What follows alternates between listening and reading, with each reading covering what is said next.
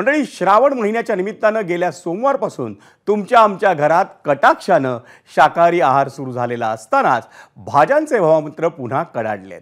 नवी मुंबईतल्या APMC मार्केटमध्ये नाशिक, जुन्नर, पुणे, सातारा आणि सांगलीमधून भाजीपाल्याची आवक नियमितपणे होत असते. पण या भागात मुसळधार पाऊस होऊन शेतात पाणी साचल्यानं भाज्या खराब झाल्यात. त्यामुळे आधीच भाजीपाल्याची आवक कमी झाली आहे. एरवी 600 ते 700 गाड्यांपर्यंत होणारी भाजीपाल्याची आवक सध्या 450 ते 500 गाड्यांवर आली आहे. त्यात श्रावण महिन्यात भाजीपाल्याची मागणी वाढल्यानं त्याचा परिणाम भाजीपाल्याच्या दरावर झाला आहे. अनेक भाज्यांचा दर हा किलोला 100 ते 150 रुपयांवर पोहोचला आहे.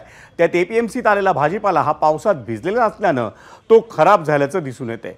त्यामुळे पालेभाज्यांचे दरही गगनाला भिडलेले आहेत.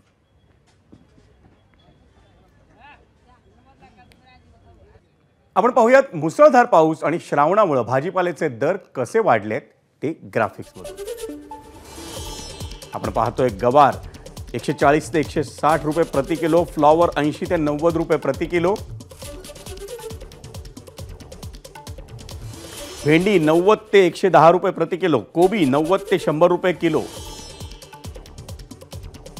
वांगी 80 ते 90 रुपये किलो, वाटाणा 150 ते 160 रुपये किलो,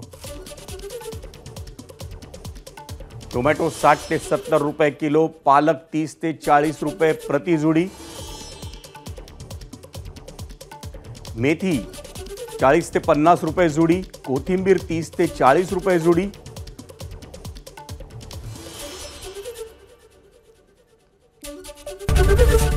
ABP माझा, उघडा डोळे बघा नीट.